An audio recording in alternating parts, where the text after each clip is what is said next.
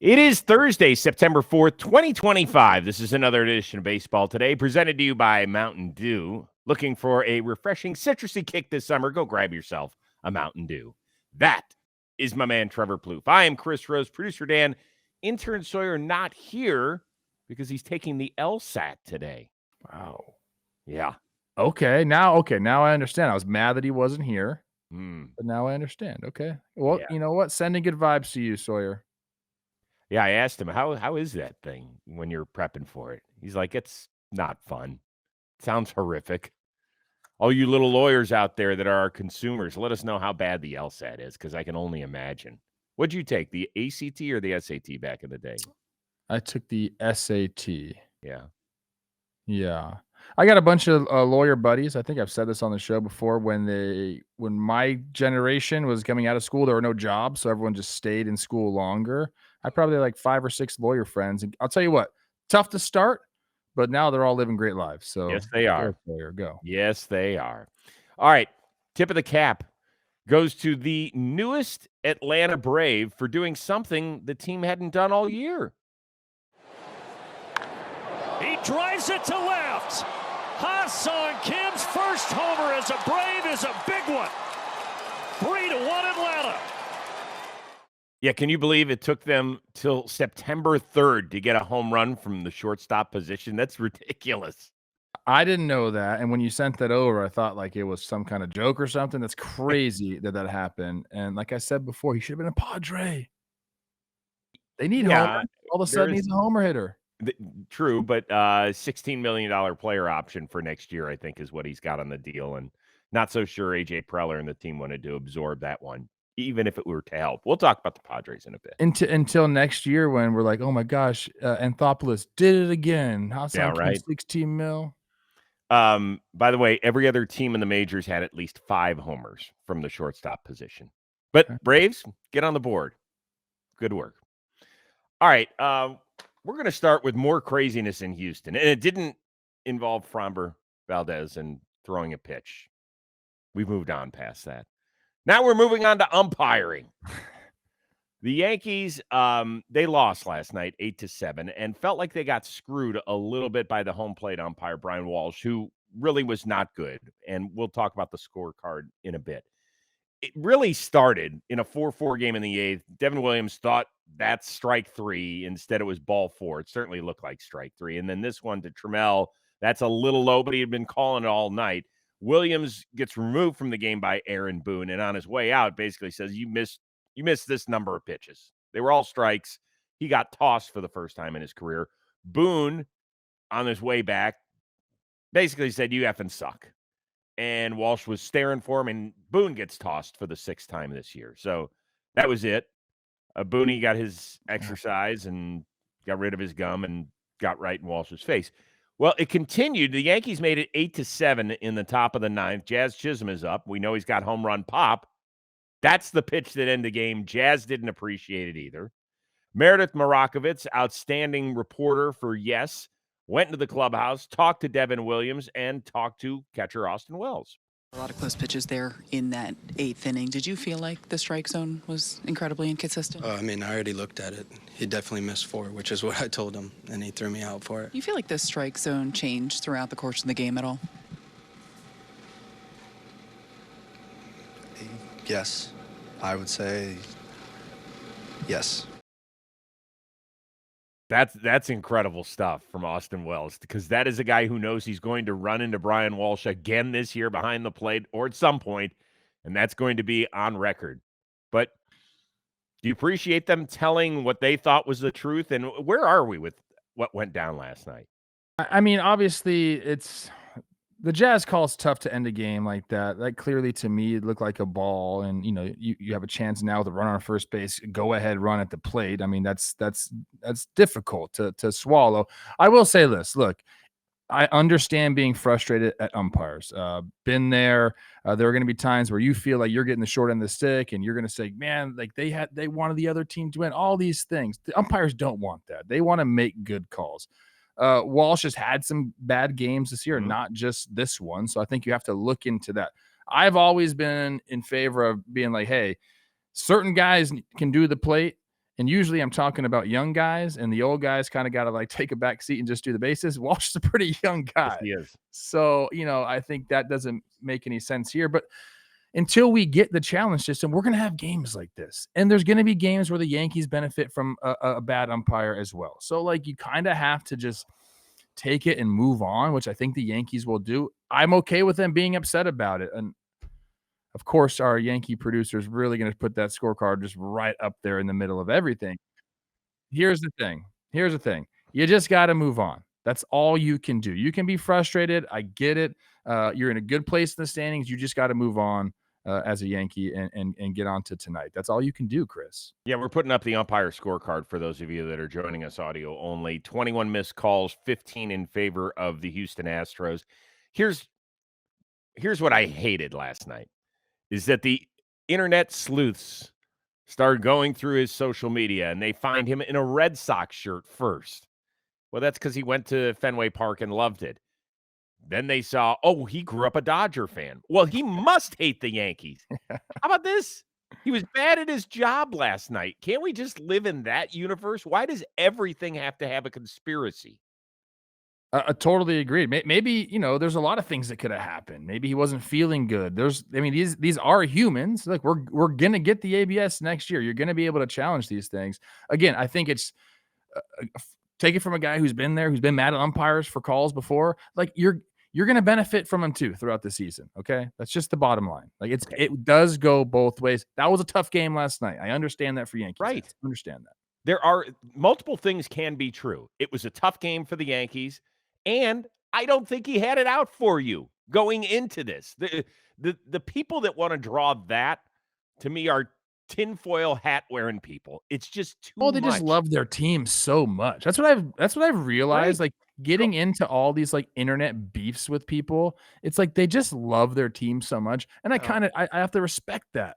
But like at the same time, yeah, let's just use the old noggin a little That's bit. the thing, is that be reasonable at the same time. And is it just me, or does it feel like I don't want to say that Yankee fans bitch more than others because I don't think that's accurate.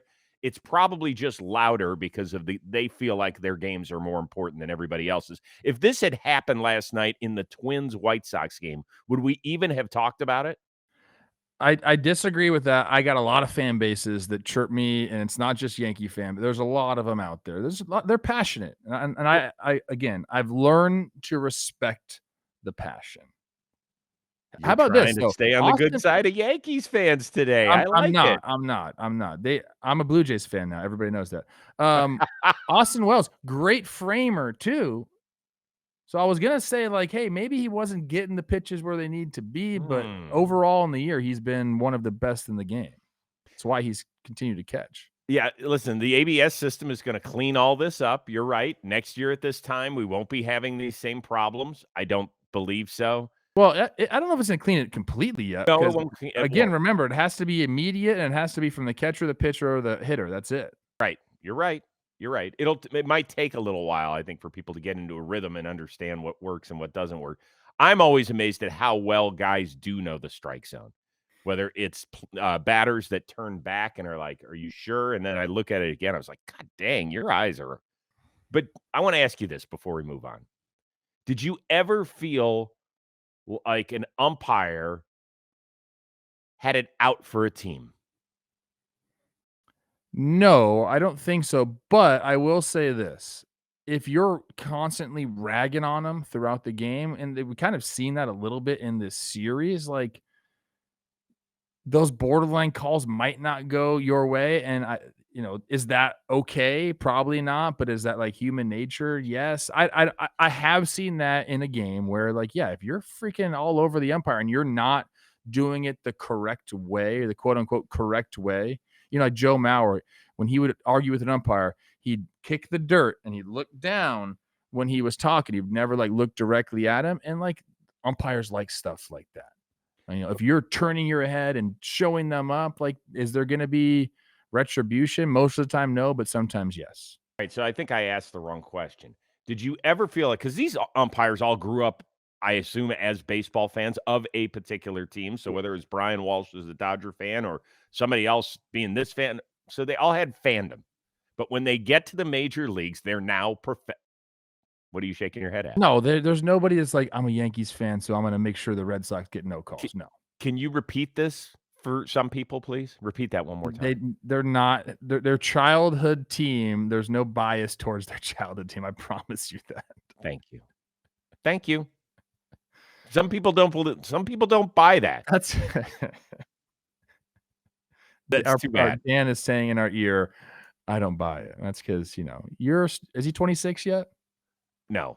He's still developing. He's just a baby. You're not a grown man, Dan. People can't hear you, so I don't know why we're even having this conversation. Let us know what you think, whether you're a Yankee fan, non-Yankee fan. Do you think the Yankees got screwed last night? I thought it was a bad game for Brian Walsh, and that's what happens. 100% bad game. And by the way, the Yankees could have done a better job to win it. The players could have. Sometimes you have to overcome obstacles, right? Did Don Denkinger cost the St. Louis Cardinals the 1985 World Series? He had one horrible call. Cardinals had to be better than that. Sometimes you have to accept responsibility for not being good enough. Let's continue on. It hasn't been good enough.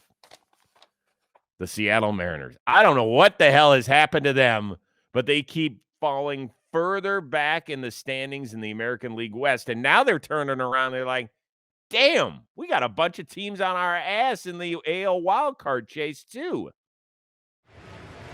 That's a shot back into straightaway center. Well tagged, and it's going to be off the wall. Simpson scores. It's going to be a double for Caminero. Well, hey, at least they kept him in the yard. Rays banged out a season-high 19 hits, 17 of which were singles in a 9-4 win. That means the Mariners have dropped 5 of 6. So if you look at the standings, 4 teams, Rangers, Royals, Rays, and Guardians, are all within 3 of Seattle for the final wildcard berth. Is Seattle really going to blow this thing? Chris, there's a chance, Chris. Don't give me the chance. I want a yes or a no. I don't think so.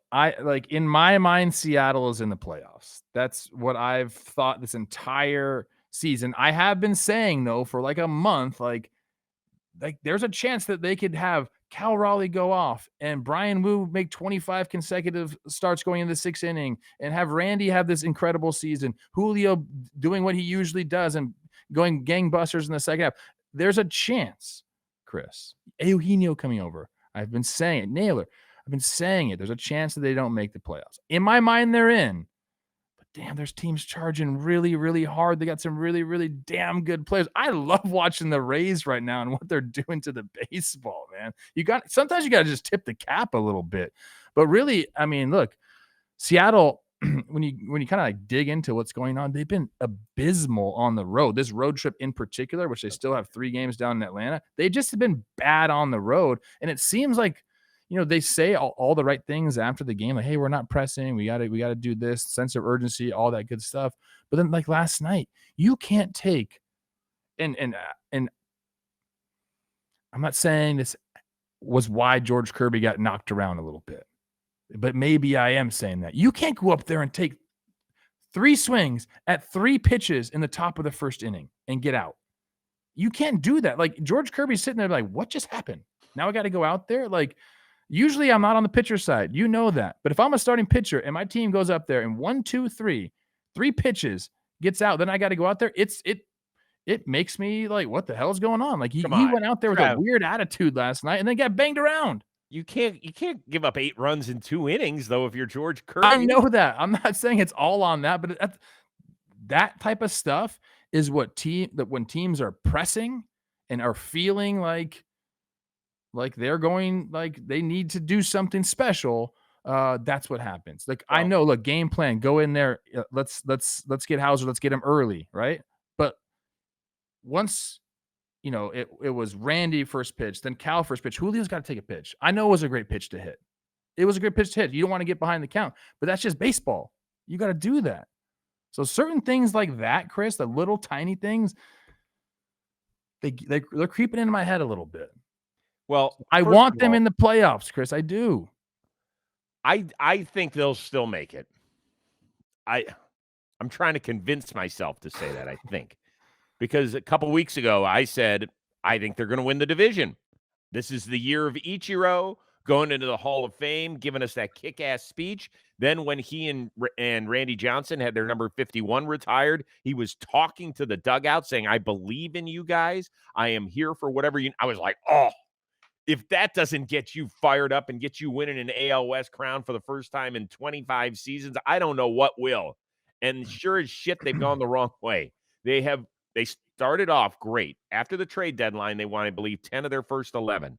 Since then, they have dropped 14 of 20. Naylor, Suarez, OPSs around 700 for Suarez, under 700 since he came on board. A lot of their big names that are expected to produce outside of Julio and Randy just have not done it. Some guys on the mound have just been okay at best.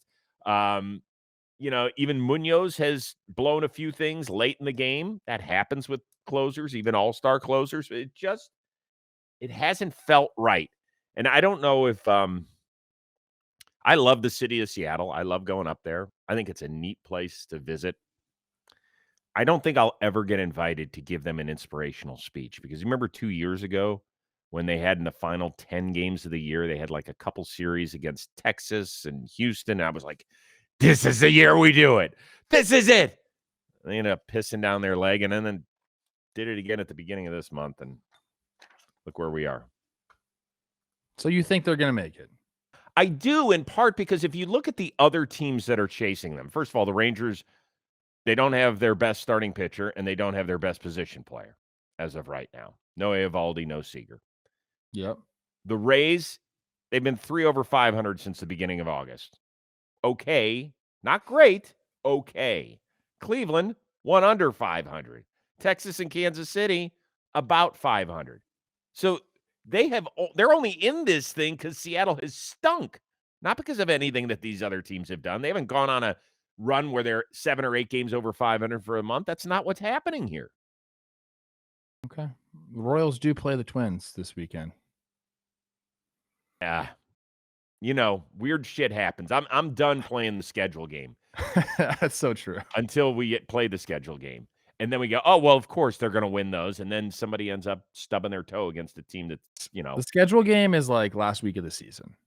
No, I think it's that's way when it before matters. That. I think it's way before that. What matters, I think, the last week of the season. I think it's a couple weeks.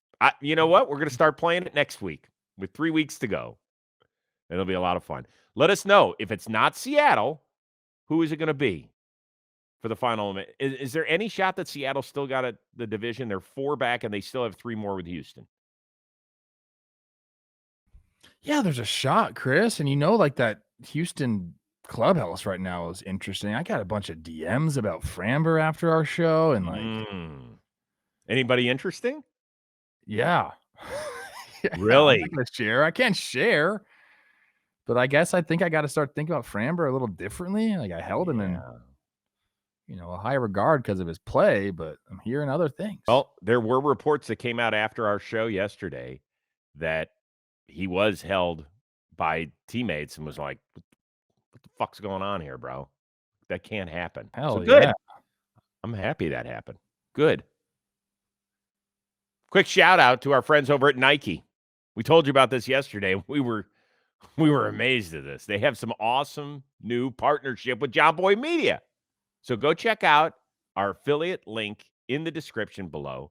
Shop amazing Nike gear. They've got the best in the biz, and they have been that way for decades. We cannot wait to start wearing the swoosh on our gear. You're going to see us, whether it's at the ballpark or on Baseball Today or on Talking Baseball or on Dugout Discussions or just hanging out in the warehouse in a couple of weeks. You're going to see that swoosh all over the place. So go get yourself some gear. I might even look into some new kicks. Yeah, I got the cleat right back here. That's always there. And Forgotten Rotten in the warehouse is a Nike team, not officially. But we've maybe always now. worn Nikes. Maybe now. You can start a new Rotten brand. Hey, Nike, if you want to be with the greatest franchise ever in the warehouse with the best player to ever step in the warehouse, I'm your guy. You want them to sponsor Jimmy Orp? That's just ridiculous. Let's move on. NL West. These two teams at the top. I don't know what has gone on, but the Dodgers, they lost their first 2 of a series in Pittsburgh, and all they have to do is try and beat Paul Skeens to avoid the sweep on Thursday. Good luck with that. Meanwhile, the Padres can't get back on track because they're too busy giving up back-to-back. San Francisco, but I tell you what, oh, look out. Can it happen 3 times in a row? Left center field. Goodbye! Cowser, Mayo, and Alex Jackson. A trifecta in the 3rd inning. Hey, I know it has been a shit year for the Orioles, but that is the second time this year they've gone back-to-back. Is that something you ever did? There's nothing better than, and I believe I have, Chris. And I wonder if Dan could get this video up quickly. Yeah, because I did it in the Bronx against Nathan Eovaldi. I believe it was me, Kepler, and Dozier on a day game. Yeah, I won big fly. I think 3-2 curveball from or a slider from Eovaldi. Oh, here. Look at you, Muscles McGillicuddy. Looking up. See ya. The bomb, Chris. Back home runs against Eovaldi. Okay. Yeah, you were. What's great about this is, like, people actually respect me when they remember that I was a player, because most people don't remember that I was not like a player. They think I'm just talking head of John Bonita, which is fine. It's nothing wrong with that, but sometimes you got to remind people. How much more muscle did you have on then? How much heavier were you? I'm like 197 right now. I was 215 at that point. Oh, beefcake. Yeah, big boy.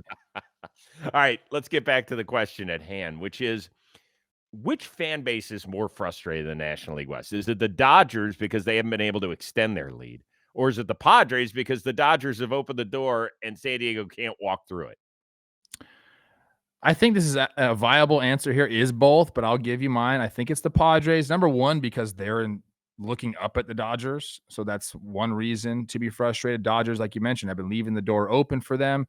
But the way they've been losing games, and this is the most frustrating brand of baseball to watch, is when your starting pitchers can't give you length. And then you're taxing the bullpen, and you've had some injuries. Like, everything that you don't want to happen to your team has kind of been happening to the Padres. And again, I'll reiterate, look, they're looking up at the Dodgers. So they have to be a little bit more frustrated. And then again, the way they're losing these games, not having their pitchers go deep into games and getting behind, that is the most frustrating brand of baseball to watch. Yeah, you know what? I'll give you points for both, and then I'll give you my verdict. Starting with the Dodgers, who, if you go back to the beginning of July, they're actually 2 games worse in the standings than the Pittsburgh Pirates. I was shocked to see. Now, I know the Pittsburgh's played much better ball under Don Kelly, much better. And if they had any semblance of an offense, they actually would, I'm not going to say would be in wild card contention. Maybe that's a little rich, but they would be way better off. Let's just put it that way. The Dodgers also, have you seen their record as of late against teams with sub 500 record? They are 4-11 in their last 15. Now, we get it. Like, when you play good teams, you just want to kind of go 500, and that's good enough, and you beat the crap out of those bad teams. That's where you pick up those series wins. Always 2 out of 3. 4-11? And you hear stuff coming out of their clubhouse, which makes sense, whether it's from their skipper or from Freddie Freeman or Mookie Betts or the rest of these guys. And they say, hey, we've just got to be better. Like, we've got to start turning on. We've got to get focused, locked in right now. And then they don't. So I can understand the frustration from that side. But I think I'm going to give you the Padres. 9 consecutive games where their starter hasn't gone more than 5 innings. Oh, by the way, if you're Nestor Cortez, you're like, isn't that the second time this year I've given up back-to-back homers? Yes, it is. So that's kind of crappy for him. San Diego has led past the 5th inning only twice in the last 10 games, and those are the 2 that they've won. So it is extremely frustrating for them that they can't jump out to a lead, because it feels a little bit like, with their offense and their lack of pop, that if they get down a few runs, that it's over. Yeah, I mean, that's a big part of it, Chris. Again, that's a great point by you. You need to be able to hit 3-run homers. Right now, they're not really being able to do that. And then you got to think, you just lost a series to the Twins, and then you get swept by the Orioles. That's beyond frustrating. And then you look back at some of the run totals that you've given up. I mean, I'm going back to the Dodgers series, 8 in the last game, then 9-6. They give up 7 twice to the Twins. Like, you're giving up big numbers, and without the long ball, yes, it's going to be difficult to win games. So it's both are frustrating, but I guess my main point is, hey, if you're in second place, you got to be more frustrated than the Dodgers. With all that being said, San Diego just sits 2.5 back. I guess really it's 3.5 because they lost the season series against the Dodgers. So it's just, both teams have a chance to make things right and get better, and we'll see. All right, let's stay out west. Interesting few days for the San Francisco Giants. Matt Chapman, 1-game suspension for his role in going after Kyle Freeland. He appealed, which was actually a pretty good idea because they needed him on Wednesday night. He hammers that one to left center field. On its way and gone! Matt Chapman, second of the night. And it's a 3-run homer. Yeah, I guess that's pretty good. If you're, aren't you pissed if you're Colorado, though? You're like, wait, that guy's supposed to be suspended, and he takes him deep twice. I can't believe he was the only one to get suspended. Like in that, like the instigator, the guy that said, yeah, I started it, like did not get a suspension. I guess just because there were some hands laid there, a little bit of pushing. I guess. I don't Like know. there's more. I don't know. That's kind of crazy. Chapman did make a good point in the post-game interview. He said, I was basically suspended for the entire game yesterday. He did He say was tossed in the first inning. All right, so San Francisco, here we are. They're within 4 games of the New York Mets for the final wild card berth. Are you interested yet? I am interested because the offense in San Francisco's come alive a ton, and that's kind of what's been going on here. And it's what's wild about this team. I know they're a close-knit team. You can hear them talk after the games. They've been that way all year long. It's what you need to go on runs like this. But you're going on a run where you've won 10 of 11, I believe, right? 10 of 11 games. Right before that, you were just getting your butt kicked. So things can change in this game quickly. And you know how that happens?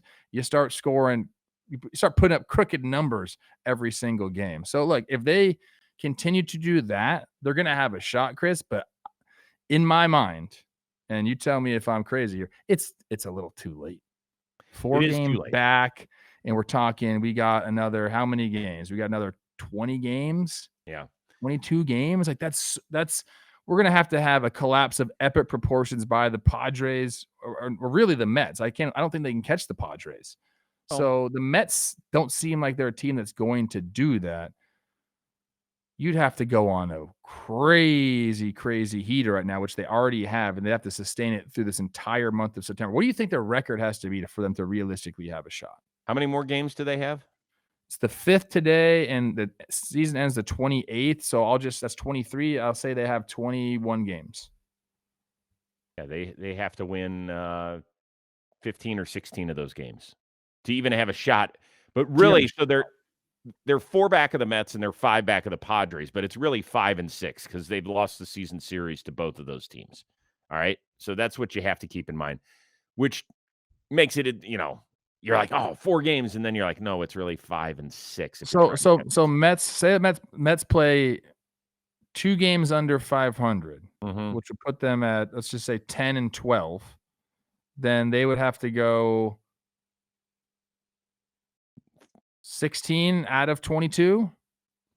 It's a lot. It's a lot. Keep banging the ball around, though, boys. Here's the thing. And I said it in the beginning of the year because when they got off to a great start, I said, I just don't trust their offense. I am proud of them, how they have kind of bounced back. If you remember, they dropped 11 of 13 until the middle of August. They were horrible. They were running themselves out of innings. They were playing shitty defense. They were throwing to the wrong bases. Every Giants fan was like, this is all Bob Melvin and his coaching staff's fault. And the players just weren't holding up their end of the bargain. Since then, they have won 10 of 11. They have 24 homers in that span. They're averaging nearly 8 runs a game, or maybe even more than 8 runs a game. They have homered in 17 straight games. That is a record for this franchise since it moved out west. By the way, do you know that Willy Adames has got 26 homers? Why is that important? Because the Giants have not had a guy hit 30 homers in a season since Barry Bonds' Club 45 in 2004. Nobody has done it. Now, Rafael Devers has 30, but half of those came with Boston, so that doesn't count. So we might get past that and retire that one, at least. We do have the galvanizing moment but it just might be just a little too late. Yeah, it is Offense too gets late. going, galvanizing moment, but here we are at September 5th or September 4th, game tomorrow for them. It is too late. Maybe the hope is, and I know that the Reds and the Mets have a series that's coming up. When is that? Early next week, I believe. Let's see where everybody is. San Francisco's at St. Louis, who's been dog shit lately. St. Here Louis, we go. Arizona Dodgers. We're playing the schedule game already. I love that. And then who do the Mets have this weekend? The Mets. Where are you, Metsies? Oh my God, I can't even find. That's this weekend is the Cincinnati series. All right, so we're going to be talking that up big time tomorrow. Well, the Giants are big Reds fans this weekend. That's all I can tell you. It's good. I'm happy that. Do you think Bob Melvin's back next year? He's back, isn't he? They extended him. Yeah, he's back. I think so too. All right, before we get out of here, let's focus on a couple of rookies. One has been great. Both have been great, actually. Cade Horton. 5 more no-hit innings last night. He just is freaking nasty. He has been one of the best pitchers in the National League, if not the best. 0.77 ERA this second half. I think that leads all of baseball. But he was pulled after 75 pitches. So Craig Counsell and Cade Horton were asked about that. He's probably got 4 or 5 regular season starts left. You're hoping he's got another 4 to 5 starts more after that. That's could be 8 to 10 more starts. That's 40 to 50 more innings. That innings number could get pretty high. So we're gonna make sure that he is properly taken care of, and that's not going to change. Much rather be healthy for the postseason than go out there for the 6th or 7th in early September. And so, yeah. Any problem with that? I don't mind it. I mean, this isn't something that's just came out of nowhere. I mean, his pitches over, since August, 71, 67, 82, 61, 74, 70, 75. So this is something that they've been doing. They've been managing the workload. At some point, though, Chris, you got to just let him go. Like, you've been managing it pretty much all year long. Eventually, you just got to say, hey, go do your thing. Yeah, well, based on where they are in the standings, I think if they were still in true division contention with Milwaukee, or if the Padres or Mets were right on their heels for that 4 spot, which is home field advantage in the first round, maybe they give them a little more rope. But I think they feel like, we know things can change quickly, but right now they're firmly entrenched in that 4 spot, which is actually a pretty decent spot to be in, I think. And they are going to need him. He's going to start a playoff game for them. He might even start, I guess it goes Matthew Boyd and then him over Shota.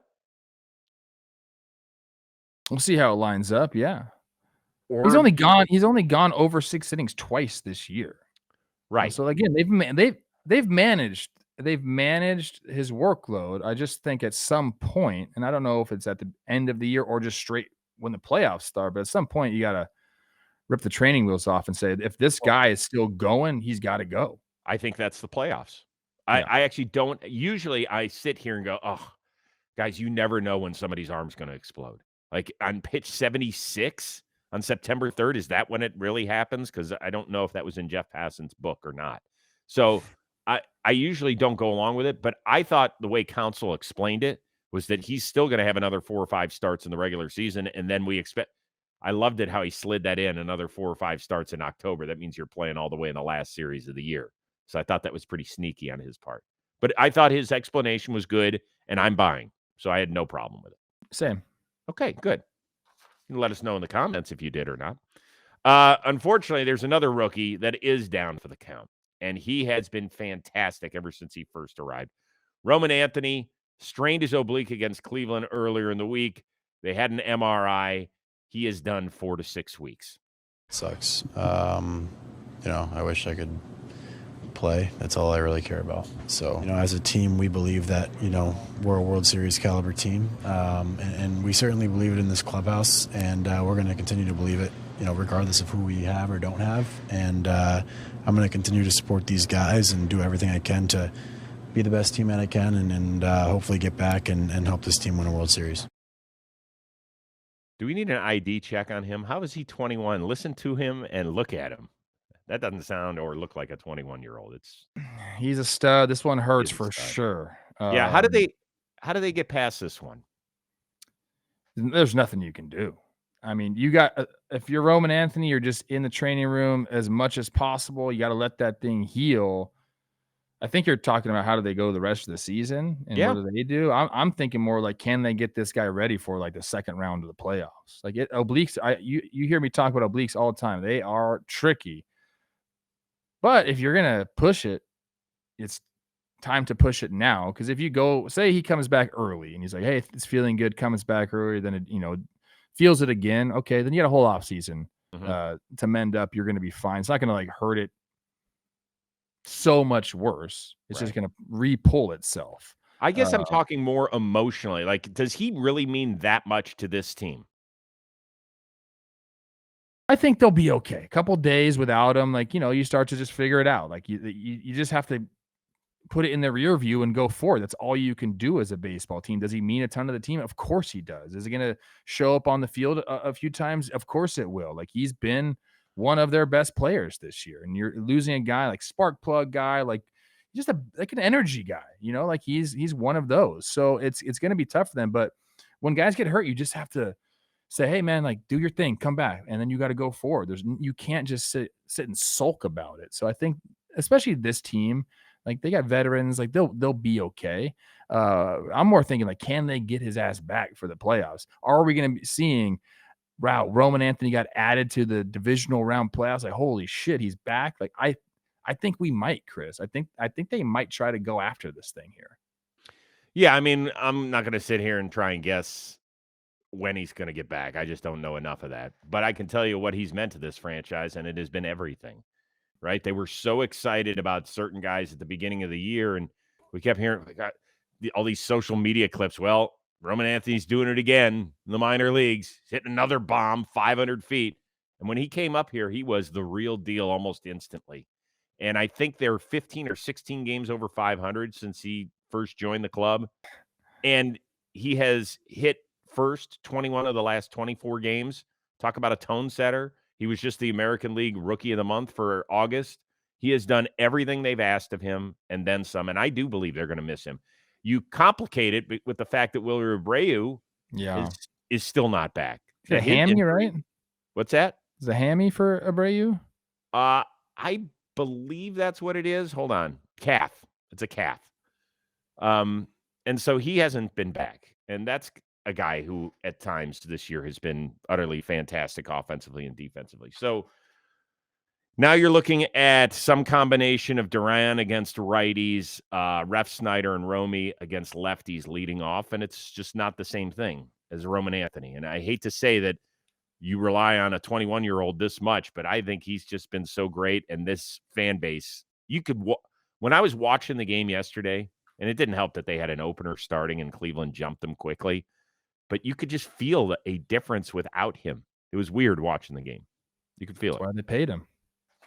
Hey, and hand up if you owe Red Sox front office an apology, because they said we might be even better without Rafael Devers, and everyone was like, how is that possible? Right. And they have been. So my hand's up. Yeah. I mean, why not? We're all here. I think there's a lot of people in that boat. I don't think there's any question. All right. My God, the week has flown by. Woo-wee. Already at the last day of the week tomorrow, and we can't wait for our one-of-a-kind. Oh, you want to show this? You do want to? Okay. I debated showing this, right? Cam Devaney got his first hit for the Pirates.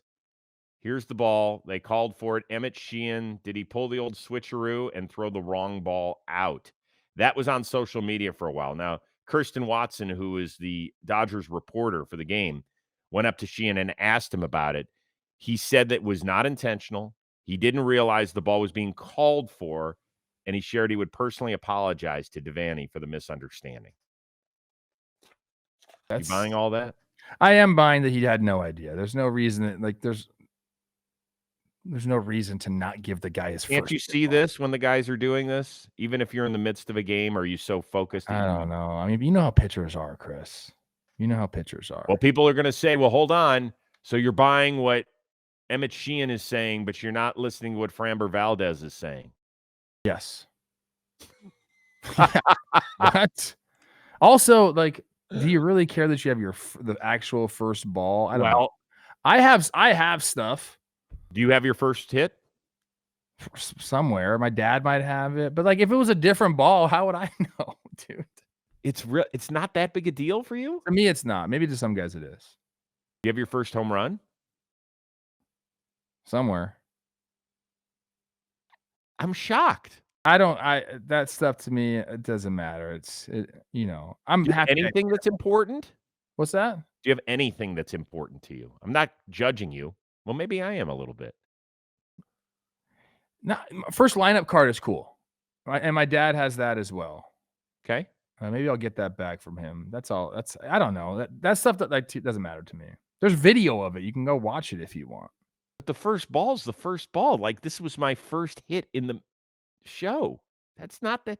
Who did it come off of? Oh, shoot. Matt Bush. It was Matt Bush. Yeah. You got your first hit off a shortstop?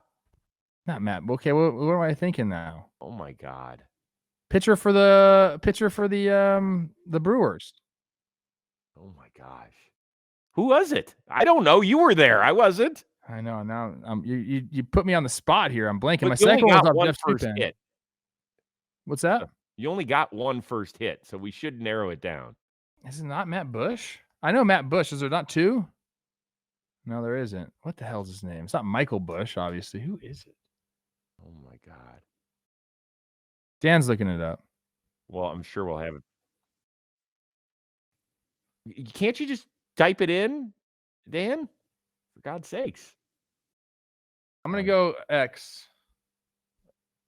Oh, God. This is Who incredible. did Trevor Plouffe hit his first hit off of in the... God, I guess I'm going to have to get in on this now.